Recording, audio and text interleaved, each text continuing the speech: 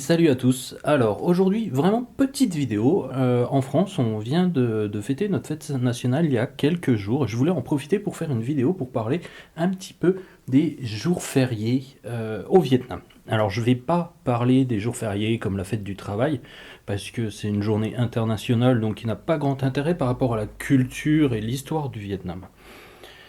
Donc, je vais commencer par en fait, c'est pas un jour de férié, c'est plutôt des vacances.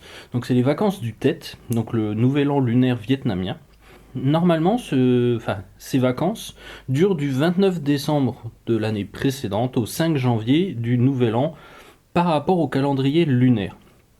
Alors, par rapport au calendrier que nous utilisons, ça peut être en février comme ça peut être à partir de janvier. Par exemple, cette année, c'était autour du 10-11 février. Ensuite, il y a le jour férié qui est par rapport au 10 mars du calendrier lunaire, qui est par rapport pour rendre hommage en fait à la dynastie des Hung. Donc les Hung, alors je sais pas si ma prononciation est bonne, en fait ont joué un rôle déterminant dans la fondation de la nation vietnamienne. Donc c'est pour ça que c'est fêté et que c'est important. Donc par rapport au 10 mars du calendrier lunaire, ça peut être en 2021, enfin cette année c'était le 21 avril, en 2020 c'était le 2 avril, donc voilà, ça bouge en fonction du calendrier lunaire. Ensuite, on a le 30 avril. Donc ça, le 30 avril, en plus, ça fonctionne avec le 1er mai. Donc très souvent, ça fait un week-end de 4 jours au Vietnam. Ils essayent de réunir au maximum pour qu'on ait un long week-end.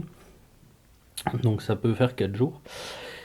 Et donc, ça c'est par rapport à la réunification entre le nord et le sud.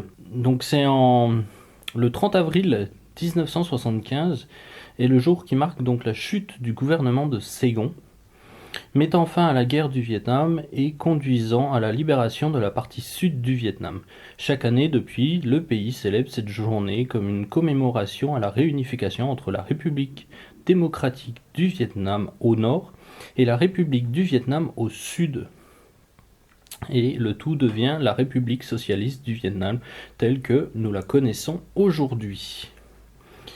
Et on va finir avec le 2 septembre. Donc là, c'est par rapport au notre calendrier, hein, pas par rapport au calendrier lunaire, qui est le jour de l'indépendance. Donc c'est vraiment le jour de la fête nationale au Vietnam.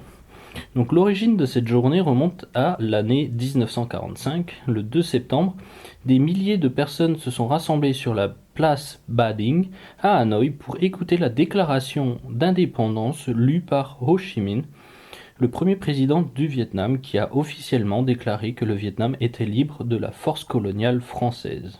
Donc cet événement est spécial aussi parce qu'il vise à commémorer l'indépendance du Vietnam après 100 ans sous la colonisation française.